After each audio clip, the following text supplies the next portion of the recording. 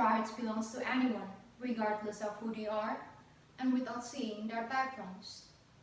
The indigenous people also have the same rights to be treated well with humanity and are recognized, also protected by the government of their country. Assalamualaikum warahmatullahi wabarakatuh.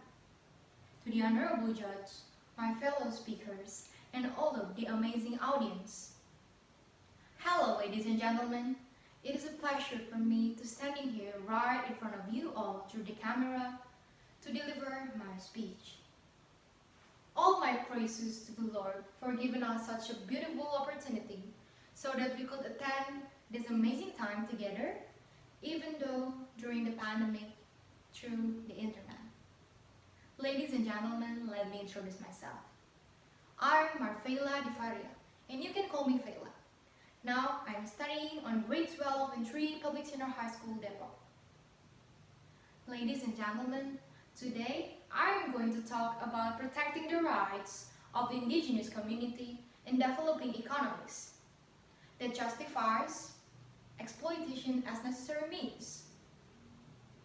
If people ask me why am I choosing this topic and why am I decided to raise this motion, is because I realize that there are still many problems that happening to the indigenous community in Indonesia.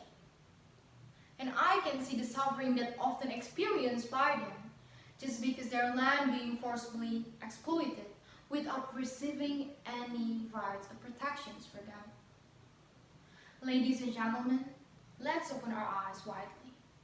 There are still many serious problems out there that we need to give more attention about it, like the protections of the rights for the indigenous community in Indonesia. I want to bring one case example related to these problems.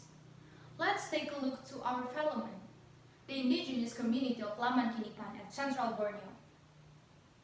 Reported by Mongabay, the environmental news sites, since 2012, the Sawit Mandiri Lestari Incorporation has started to negotiating with the local people there to evac their land to be used for the palm oil investment.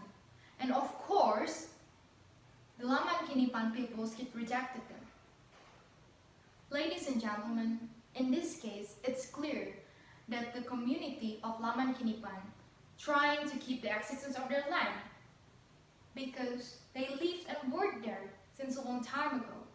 And they don't want anyone who come with an excuse that they want to invest and in a pretext to improving the economics because they don't want anyone to interfere their land. They only want to maintain their land without any other hands interference.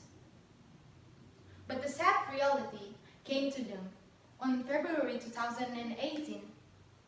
The SML Incorporation came back and brought a massive forest exploitation without any prior consent first. And I think it's not fair at all for them.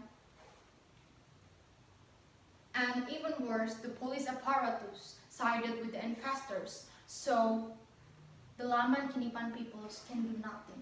They were powerless and they cannot fight back. They are unable to fight back. To the Honorable Judge and all of the amazing audience, their suffering is not only about losing their land, but their effort to protecting their land resulted them being charged under the law. The leader of the indigenous community of Laman Kinipan, Mr. Effendi Buhim, was accused to order his members to steal the tools that belonging to the investors.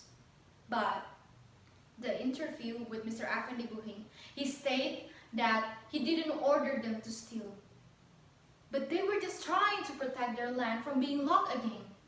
So they took the saw tools of the investors as a collateral. He also said that he was really disappointed about the way how they arrested him.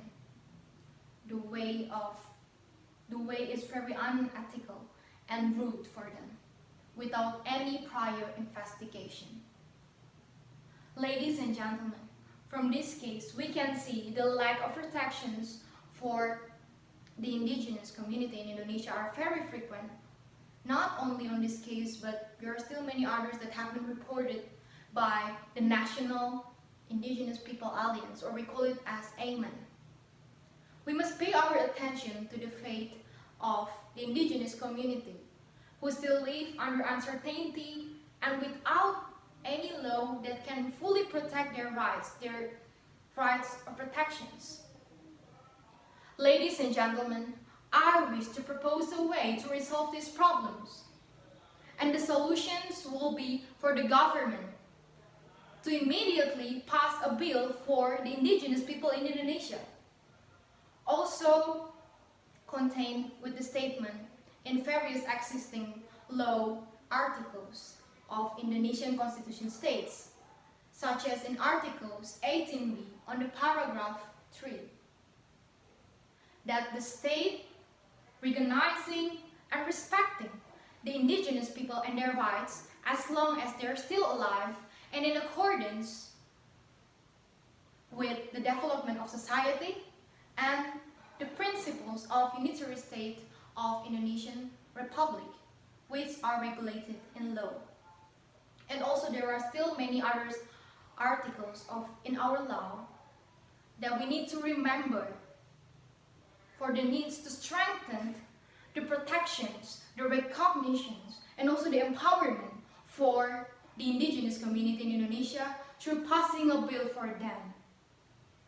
Ladies and gentlemen, in order to finish my speech, I would like to encourage all of us to work together, to fight together for justice, and also to fight together for the protection for the indigenous community in Indonesia. Trust me, by working together for justice, for the equality of protection rights for everyone in our nation, that we can live under a peace in our beloved nation, Indonesia. There shouldn't be another case like the Laman Kinipan's people case. As I said at the beginning, that human rights belong to anyone, regardless of who they are, and without seeing their backgrounds. To the Honorable Judge, all of my fellow speakers, and all of the amazing audience, that's all my speech that I want to deliver to you all. I wish that the contents of my speech can be conveyed properly to all of us, to invite us to care more about the rights or protections for the indigenous community in Indonesia, so we can live in peace together. Thanks for your attention. I apologize if there is any mistakes in my words. Wassalamualaikum warahmatullahi wabarakatuh.